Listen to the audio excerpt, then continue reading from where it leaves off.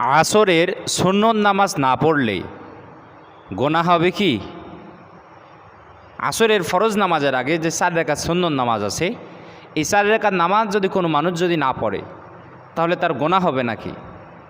আমরা তো দেখি অসংখ্য অগণিত মানুষ শুধু সে আসরের 4 রাকাত শুধু ফরজ নামাজ পড়ে, জামাতের সহিত 4 রাকাত নামাজ পড়ে, কিন্তু এই 4 রাকাত সুন্নত নামাজ তো আমরা পড়তে দেখি না।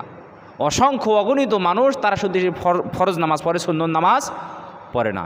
তো এই নামাজ সুন্নত নামাজটা যে তারা না পড়লো, এর কারণে তাদের গোনা হবে নাকি গোনা হবে না? আজকে আমরা সেই বিষয় সম্পর্কে আলোচনা করব ইনশাআল্লাহ। আমার ভাইগণ, বন্ধুগণ আমার, তাহলে এই যে আসরের নামাজ, এই আসরের নামাজে 4 রাকাত সুন্নত, এই সুন্নতের কি ফজিলত, কি গুরুত্ব? অবশ্যই এর ফজিলত আছে, অবশ্যই এর গুরুত্ব আছে আমার ভাইগণ, বন্ধুগণ আমার। তাহলে আমাদেরকে সর্বপ্রথম সুন্নত সম্পর্কে আমাদেরকে ধারণা নিতে হবে যে সুন্নত হলো 2 প্রকার। একটা হলো সুন্নতে মুআক্কাদা, আর একটা হলো সুন্নতে জায়েদা বা সুন্নতে গায়রে মুআক্কাদা। সুন্নতে মুআক্কাদা কোনটাকে বলা হয়? যেটা রাসূলুল্লাহ সাল্লাল্লাহু আলাইহি সাল্লাম যে নামাজ কখনো ছেড়ে দেয় নাই, সাহাবায়ে কেরাম রিদওয়ানুল্লাহি আলাইহিম আজমাইন তারা কখনোই নামাজগুলোকে তারা ছেড়ে দেয় নাই, এই নামাজগুলোকে বলা হয় সুন্নতে মুআক্কাদা। আর এরকম সুন্নতে মুআক্কাদা নামাজ 5 ওয়াক্ত নামাজে রয়েছে 12 রাকাত। কয় রাকাত? 12 রাকাত। আল্লাহর নবী বিশ্বনবী সাল্লাল্লাহু আলাইহি সাল্লাম বললেন, হযরত উম্মে হাবিবা রাদিয়াল্লাহু তাআলা আনহা থেকে বর্ণিত, বিশ্বনবী সাল্লাল্লাহু আলাইহি সাল্লাম বলেছেন, যে ব্যক্তি 12 রাকাত সুন্নত নামাজকে আদায় করবে, আল্লাহ পাক রব্বুল আলামিন জান্নাতে তার জন্য একটা ঘর তৈরি করে দেবেন। সুবহানাল্লাহ।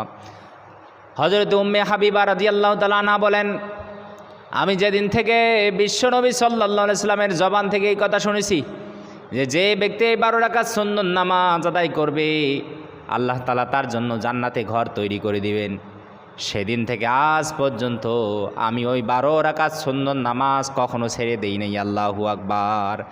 আবার বিশ্বনবী সাল্লাল্লাহু আলাইহি সাল্লাম বলেন, যে ব্যক্তি এই 12 রাকাত সুন্নত নামাজ নিয়মিত আদায় করবে, এর কারণে রব্বুল আলামিন তার জান্নাত দিয়া দিবেন। সুবহানাল্লাহি ওয়া বিহামদিহি।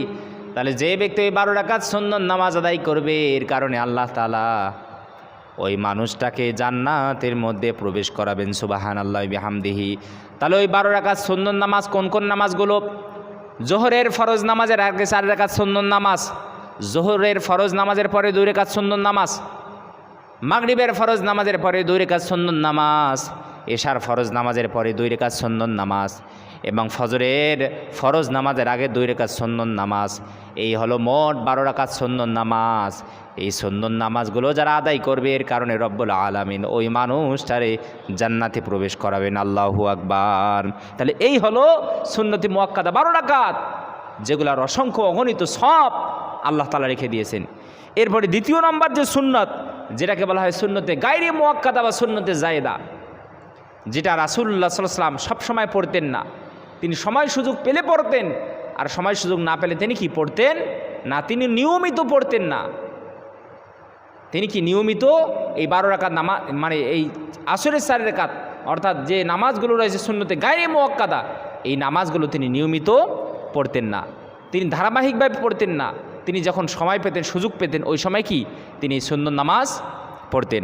আমার ভাইগণ, বন্ধুগণ আমার, তাহলে এই যে আসরের আগে, যে আসরের ফরজ নামাজের আগে 4 রাকাত যে সুন্নত নামাজ, এই সুন্নত নামাজ না পড়লে গোনা হবে নাকি?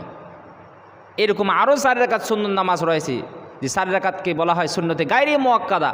সেটা হলো ইশার ফরজ নামাজের আগে 4 রাকাত এবং আসরের ফরজ নামাজের আগে 4 রাকাত। এই হলো মোট 8 রাকাত সুন্নতে গায়রে মুআক্কাদা বা সুন্নতে জায়েদা। এটাকে অধিকাংশ উলামায়ে কেরাম বলেছেন সুন্নতে জায়েদা, অর্থাৎ অতিরিক্ত সুন্নত। বিশ্বনবী সাল্লাল্লাহু আলাইহি ওয়াসাল্লাম এটা কি সবসময় পড়তেন না।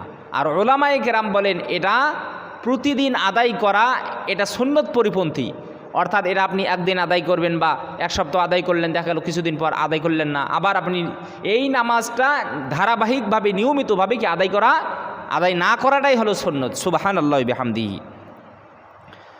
তাহলে আমার ভাইগণ, বন্ধুগণ আমার, আসরের 4 রাকাত সুন্নত নামাজ কোনো মানুষ যদি না পড়ে, এর কারণে ওই মানুষটা গুনাহগার হবে না।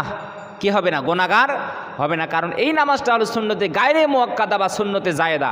বিশ্বনবী সাল্লাল্লাহু আলাইহি ওয়াসাল্লাম এটা নিয়মিত পড়তেন না। এজন্য এই নামাজটা যদি কোনো মানুষ যদি আদায় যদি না করে, এর কারণে কি ওই মানুষটা কখনো গুনাহগার হবে না। তবে যেই নামাজ যে 12 রাকাত সুন্নত নামাজ সুন্নতে মুআক্কাদা, এই নামাজগুলো কোনো মানুষ যদি ছেড়ে দেয়, তাহলে ওই মানুষটা কি হবে? গুনাহগার অবশ্যই হবে।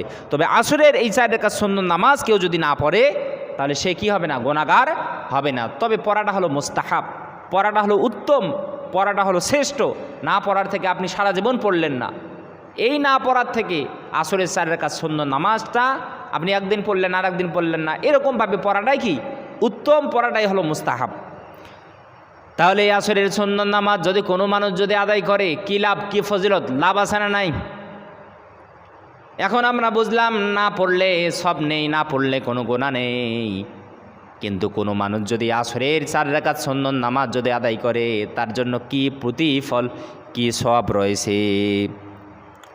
হযরত আলী ইবনে আলী তালিব রাদিয়াল্লাহু তাআলা আনহু থেকে বর্ণিত, তিনি বললেন, আল্লাহ নবী বিশ্ব নবী সাল্লাল্লাহু আলাইহি সাল্লাম আসরের ফরজ নামাজের আগে তিনি 4 রাকাত সুন্নত নামাজ পড়তেন। আল্লাহু আকবার। বিশ্বনবী সাল্লাল্লাহু আলাইহি ওয়াসাল্লাম তিনি কি করতেন?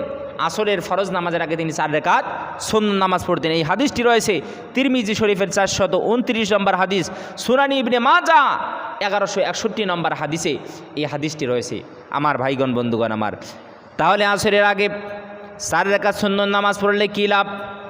হযরত ওমর ফারুক রাদিয়াল্লাহু তাআলা আনহু থেকে বর্ণিত, আল্লাহর নবী বিশ্ব নবী সাল্লাল্লাহু আলাইহি সাল্লাম বলেছেন, যারা আসরের ফরজ নামাজের আগে যারা 4 রাকাত সুন্নত নামাজ পড়ে, আল্লাহ পাক রব্বুল আলামিন তার উপরে রহমত দান করুন, সুবহানাল্লাহ। তাহলে যারা আসরের আগে 4 রাকাত সুন্নত নামাজ পড়বে, বিশ্ব নবী সাল্লাল্লাহু আলাইহি সাল্লাম এদের জন্য রহমতের দোয়া করেছেন। কিসের দোয়া? রহমতের দোয়া, সুবহানাল্লাহ। তাহলে আসরের আগে যারা 4 রাকাত সুন্নত নামাজ পড়ে, তাদের উপরে রহমত নাজিল করে দেন কে? আল্লাহ তাআলা। তাহলে আমার ভাইগণ বন্ধুগণ আমার, এই 4 রাকাত সুন্নত নামাজ আমরা কিভাবে পড়ব? এই 4 রাকাত সুন্নত নামাজের আদায় করার নিয়মটা কি? আমরা সর্বপ্রথম মনে মনে সংকল্প করব, হে আল্লাহ, আমি আসরের 4 রাকাত সুন্নত নামাজ পড়তেছি, আল্লাহু আকবার। এটা মুখে বলা যাবে না, আপনাকে মনে মনে সংকল্প করতে হবে। কারণ এটা নিয়তটা করা কি অবশ্যই ফরজ, অবশ্যই আবশ্যকীয়, এটা করতেই হবে। এরপরে আপনি আল্লাহু আকবার বলে হাত বাঁধবেন, হাত বাঁধার পর সানা পড়বেন, সানা পড়ার পর আউযু বিল্লাহ বিসমিল্লাহ পড়ার পরে আপনি সূরাতুল ফাতিহাটা পড়বেন। পড়া শেষ হয়ে গেলে বিসমিল্লাহ পাঠ করার পর আরেকটা সূরা পড়বেন, আপনি যে সূরা জানেন। পাঠ করার পর রুকু করবেন, 2টা সিজদা করবেন, করার পর আবার আল্লাহু আকবার বলে 2য় রাকাত নামাজের জন্য দাঁড়াবেন। দাঁড়ানোর পরে আবার আউযু বিল্লাহ বিসমিল্লাহ পড়ার পর সূরাতুল ফাতিহা পড়বেন, এর সাথে আরেকটা সূরা পড়বেন। পড়ার পরে আপনি আবার রুকু করবেন, সিজদা করবেন। 2 রাকাত হয়ে গেলে এবার আপনি একটা বৈঠক করবেন। কি করবেন? বৈঠক। এই বৈঠকে বসে তাশাহুদ পড়তে হবে, আত্তাহিয়াতু লিল্লাহি ওয়াস সালাওয়াতু আত-তাইয়্যিবাত। এই তাশাহুদ শেষ পর্যন্ত পড়ার পরে আবার আল্লাহু আকবার বলে দাঁড়িয়ে আবার শেষের 2 রাকাত নামাজ আদায় করতে হবে। তাহলে দাঁড়ানোর পরে আপনাকে আউযু বিল্লাহ বিসমিল্লাহ পাঠ করার পরে সূরাতুল ফাতিহা পড়তে হবে এবং এর সাথে আরেকটা সূরা মিলাতে হবে। যদি নামাজটা সুন্নত হয় আর যদি 4 রাকাত বিশিষ্ট হয়, তাহলে প্রত্যেক রাকাতে জোড়া সূরা পড়তে হবে, অর্থাৎ সূরাতুল ফাতিহার সাথে আরেকটা সূরা মিলিয়ে পড়তে হবে। এরপরে আমরা এভাবে 3য় রাকাত পড়ব, এরপরে আমরা 4র্থ রাকাতে দাঁড়িয়ে আবার সূরাতুল ফাতিহা পড়ব এবং এর সাথে আরেকটা সূরা পড়ব। পড়ার পরে আমাদের 4 রাকাত নামাজ শেষ, কমপ্লিট।